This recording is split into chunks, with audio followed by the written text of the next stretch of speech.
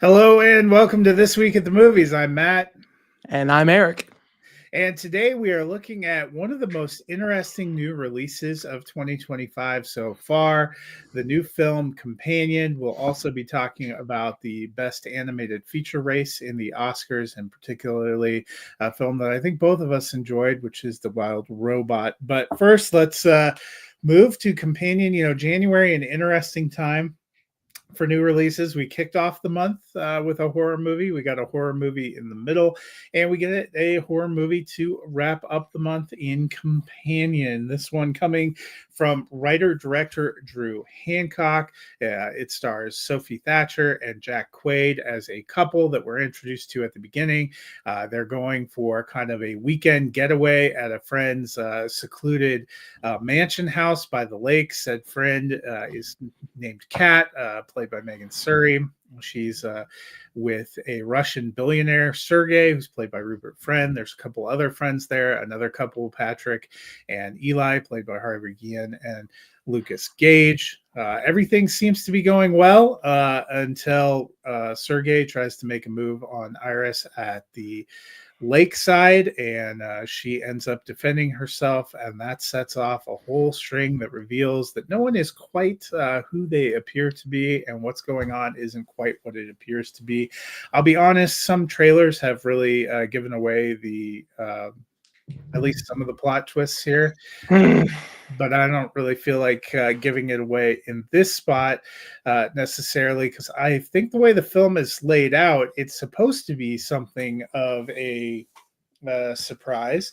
So I will just say I thought this was a very clever setup with some good performances, had an interesting flow to it. It's only an hour and 37 minutes, so it's a pretty quick watch, makes its way through. I thought Sophie Thatcher, who we saw last year in Heretic, she was very good in Heretic. I liked her a lot here too. I thought Jack Quaid and Harvey Guillen did a nice job. The whole cast pretty solid here. I am giving this one thumbs up. I think so far this is probably my favorite of the new releases we've gotten in January, which I know is a high bar. Yep. So what did you think of Companion? I think that just like Mithrigan or some of the other January kicks, we got our one banger in January. We got one solid, like good to great movie. And I didn't see everything that was released in January, but I haven't heard anything to make me think otherwise.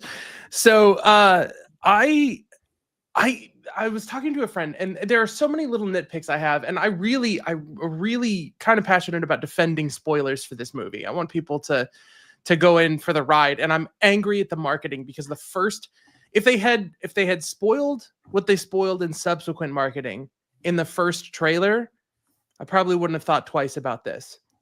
But the first trailer gives you almost nothing, and it was perfect. And the fact that they couldn't keep that trend up, I understand why, because there's a lot that happens in the movie.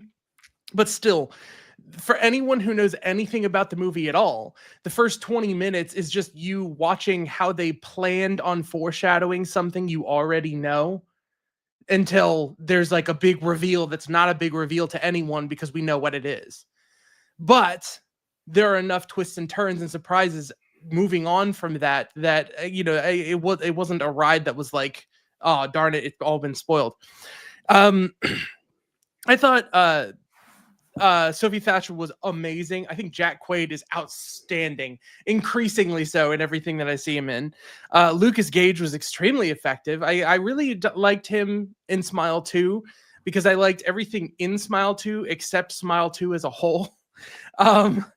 And Rupert Friend was there, and he played kind of a campier character, I think, than other characters. But Harvey Guillen, I love Guillermo from What We Do in the Shadows, and he does a great job. Megan Suri, though, they did something with her character. I think she performed her well, but for a character that is supposed to be what she is, without giving too much away, like she is someone who plans things and then intentionally sedates herself with drug use throughout the most important points of her plan. And that choice, writing wise, I think led her to perform in a way that is a kind of like passive, a little less taking things seriously than the other characters. There was something about her that stood out to me. Not in a way that I didn't believe her on screen with what was going on, but just that she didn't gel with the tone or the emotional stakes that the other characters seemed to be following.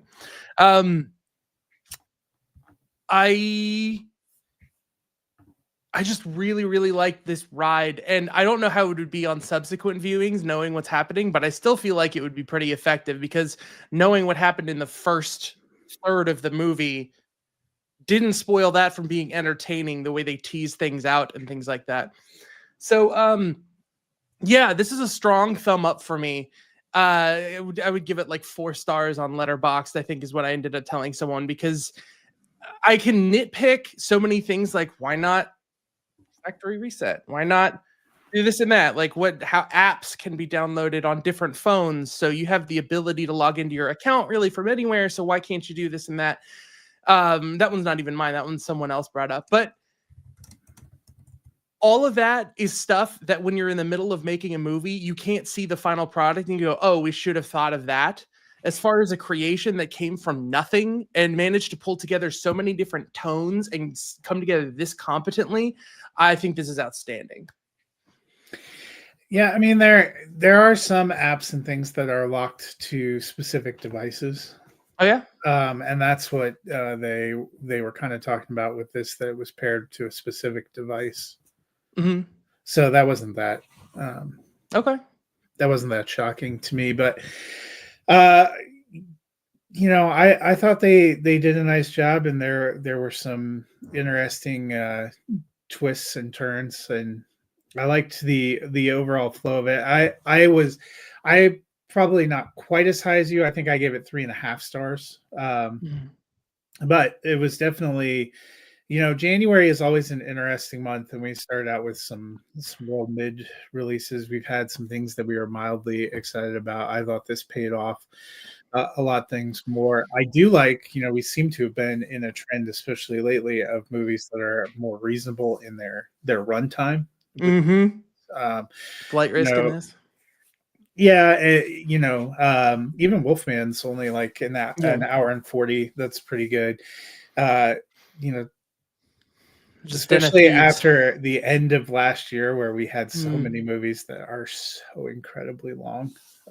It's been nice to have, you know, some quick in and out, back to enjoying, especially since almost all these theaters have 25 to 30 minutes of pre-show.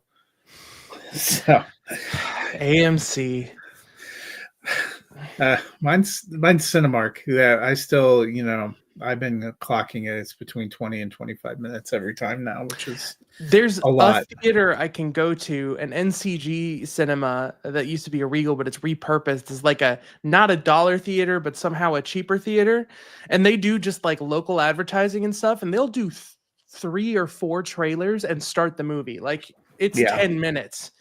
And if I can see a movie at that theater, I will. But yeah. Well, from movies that are just coming out to movies that are vying for the awards, the Academy Awards are a month from tomorrow. So we are closing in. This week we wanted to look at the best animated feature. Both of us had seen Inside Out 2, which is one of the nominees. Both of us really enjoyed that one. The other nominees, a Latvian film called Flow, which is also nominated in Best International Feature, which I think is probably going to end up being the front runner at this point in time. You know, when you start getting multiple category nominations and a lot of critical acclaim, that helps you out. Then a couple of kind of claymation style, Wallace and Gromit, A Vengeance Most Foul, which was on Netflix, and Memoir of a Snail, which was released by IFC. Both of those kind of have a similar claymation style. But the one that I feel like is kind of a dark horse, a movie I loved a lot when I saw it in the fall, and Eric just recently saw it, is The Wild Robot. This one, Lupita Nyong'o, the main voice in here, but a very good voice cast. Mark Hamill is part of that voice cast. Pedro Pascal is part of that voice cast. But I thought this was a delightful story as well. I didn't realize until later when my nephew got it that it's actually based on some kind of a book Mhm. too, which maybe explains some of the depth of the story. But I enjoyed this one a lot. You just recently saw it. I think it could definitely be a dark horse in this category. I feel like I lean toward it more and more. It's done very well with the critic groups that I've been a part of. Mhm. Seems to be just almost universally beloved by the people who have seen it. It is streaming now on Peacock. But what did you think of this one from Chris Sanders? Well, all of me universally beloved it, so I believe it. I like this is like a two thumbs up, like hard. Like I cried like a like my son, um, who could barely get through some parts of it.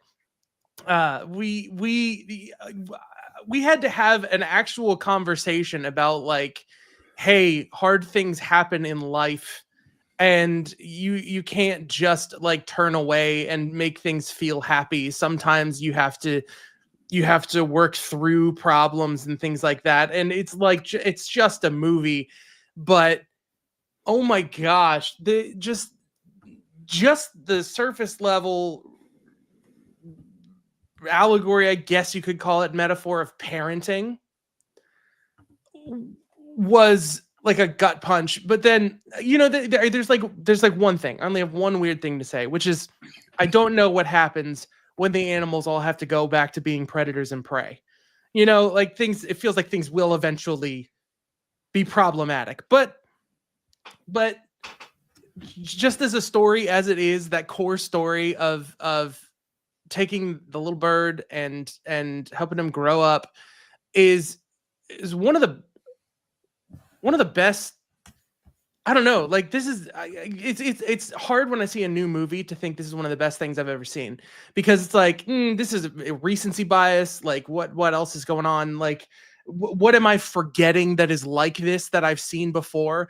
And I can't think of anything that has dealt with the relationship of like what it means to be connected to a human and feel passionate about wanting someone to grow up and be their best and live and survive and be independent. And it's just such a strong, hard hit of a button, an emotional button. um I thought all the voice cast was excellent, and I want to see it again, like really bad. Yeah, for Denver Film Critics, which I'm a part of, we named it the best animated feature, and then we have a category for best non-live action performance, and Lupita Nyong'o got that for being the titular wild robot. It was a beautiful film. I feel like it got lost a little bit in the shuffle where it kind of came out. I think it was like mid-September, and there was just a whole bunch of a glut of things that came out. I remember Yeah, the we day saw I saw something it. else. I saw like three movies in a row, and that was the first of them. And Yeah.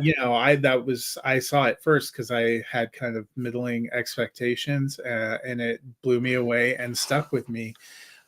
Whatever we saw that week, you were like, I was like, darn, we picked the wrong movie. And you had watched three movies, and it was like this, and this. Yeah, I I can't think remember if I it think was I Smile saw. I 2. think that was it came out the same week as Megalopolis. I'm pretty sure that I saw it the Yes, same it day was as Megalopolis. Megalopolis. Yeah. I think I Oh, saw it and then My Old Ass and Megalopolis all in the same day, and I saw them in that order too, and that was like the worst order. you you were just blown away, and then you had to take other Yeah, waves. it was a decent sliding down, but it remained with me. I still love Inside Out too, and but for me, in anime, it almost ended up being where these have kind of moved into that like 1A, 1B. It's almost how I feel about Dune 2 and Conclave as my overall films. I love them both. They're so different, but similar, probably for these animated features in a way, the way that they get to emotions and bringing stuff out. Between those two and Transformers 1, which I feel like has been wildly overlooked, It was such an interesting year for animated films. I did actually enjoy Flow, which is a dialogue-free film. I mentioned it was made by, it came out of Latvia. You follow a cat on this kind of adventure through a natural disaster, and it's got its own charm. It's about 90 minutes. It definitely wildly creative film. I think it might be the front runner right now just because of some of the other factors. But I would not be shocked if The Wild Robot hears its name called a month from tomorrow. Yeah. And then, of course, Inside Out 2, which was my darling for animated I just movies feel for like the it's year. kind of fallen out of the critical discussion. Yeah. I still enjoyed that a lot too, but in terms of a critical discussion, I feel like it's kind of fallen out. Wallace and Gromit, you can check out, is streaming on Netflix. It's cute. I didn't have a Yeah, it problem seemed with cute. that. I just feel like it's similar to what they've been doing since they started in 1989. It's so hard because with Wallace and Gromit, there is so much care and detail and craft. And you can say that about digital art too. I'm not like a stickler for that, but still, like it is so rare to get to make something like a Wallace and Gromit movie. There's a reason there's not that many of them.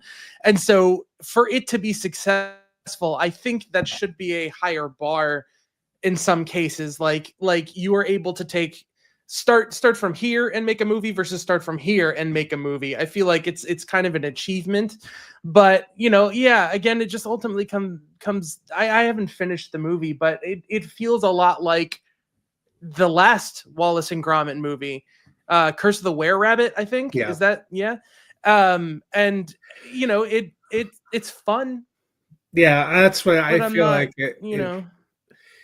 it's a little similar. And Memoir of a Snail, they have that same claymation style. They definitely tried something unique and emotional. It did not click with me as much as The Wild Robot or Inside Out 2 or Flow, but a very competently made film. It's an interesting slate. I don't think that one, it may be available on VOD now because almost everything comes like Wolfman literally debuted on January 17th, is coming out on Tuesday on VOD.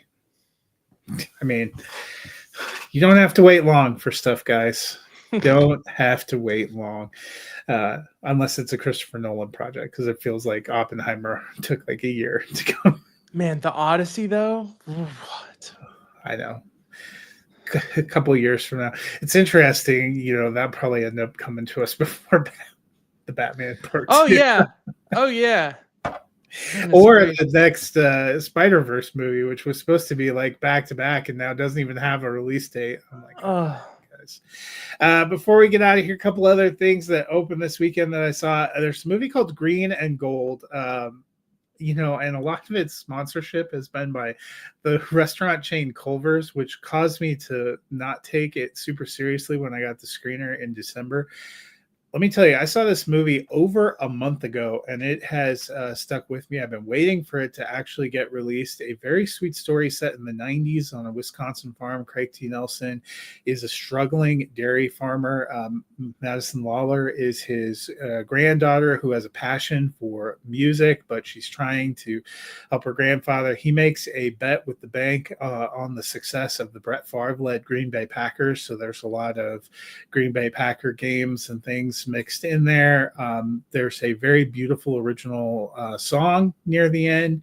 It was very heartfelt. I did not, I was prone to dismiss it looking at the advertisement and stuff. I'm like, I don't know.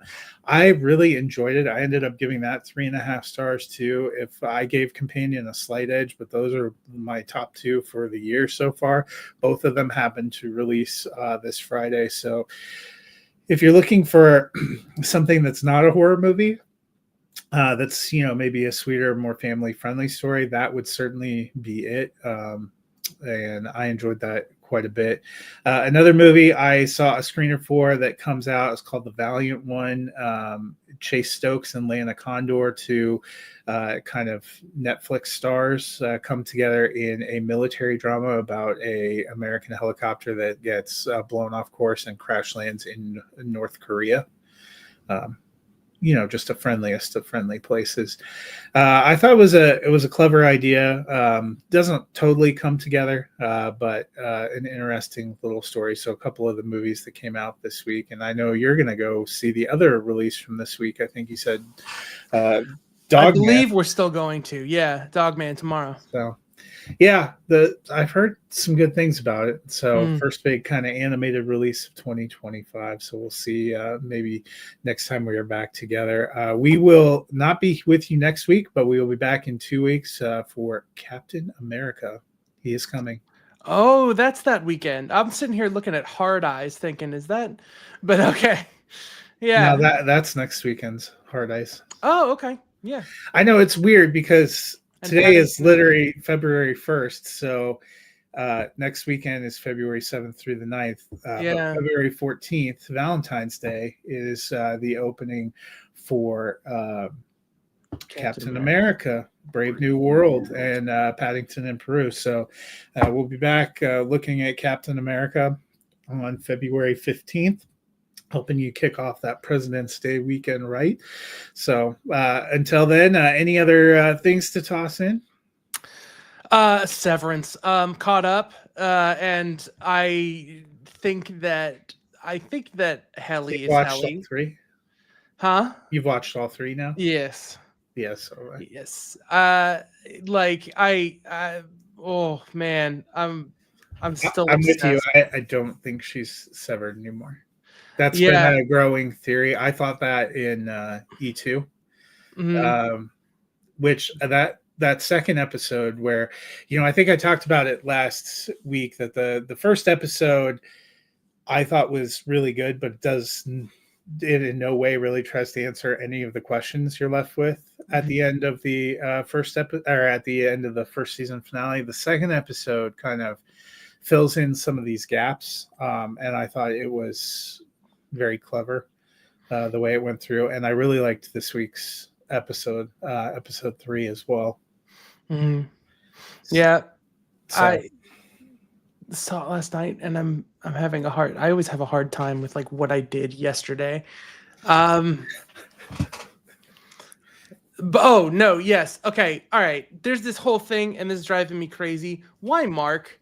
Apparently there's a thread. He did something like he changed things in MDR by solving a file really quickly when he started, and now they think he's going to finish some project. What do they keep calling it? The case, the project. I don't remember. Old something. Yeah, you're right. But they think he's the key to finishing it. But I've noticed like this season he's never really working down there. No, I feel like they're never working, and then they hit quarter. Like Zach Cherry was the only one that didn't work. Yeah, in this episode. Yeah, and I love what's happening with Irving. I love Audi Irving, who is so like just game and somehow aware of what's happening. We have this theory that he's a vet with PTSD, and that tendency of the brain to have intrusive thoughts is what's blurring the line between his severed forms. And my question is then, if he is prepared enough to defend his innie and claim that nothing happened to him, then why does he want to go back in? Like, what does Audi Irving actually want from Severance? Because he wants something. Something is going on and seeping through, and something I'm so excited that he knows about the door. That's yeah, and I like what they're doing with Dylan and just getting to meet his wife. I thought that was a really sweet sequence in this episode. Do you know what she's been in before? His wife. It's just driving me crazy. Oh, she's been in a bunch of things. Merritt Weaver. She's done a lot of different TV shows and movies. A great character actress. She obviously goes all the way back. I think the first thing I remember seeing her in was Signs, but she was a main character in Godless. If you saw that miniseries, she was on Nurse Jackie. Okay. She's been in a whole bunch of different movies. She was in Welcome to Marwen, Marriage Story. I'm thinking I might be remembering her from Marriage Story. I just can't remember who she was. I have this vague memory of her being someone who's like she's either pregnant or she's someone's sister or something like that. Yeah, that probably describes a few of the kind of different roles she's had. In Signs, she's the one that's at the pharmacy that does the confession to Mel Gibson. Oh, okay. Okay. But yeah, very, very expressive, does a great job. I always think of her from Godless. That was a great Western miniseries from Scott Frank. So Okay. Cool.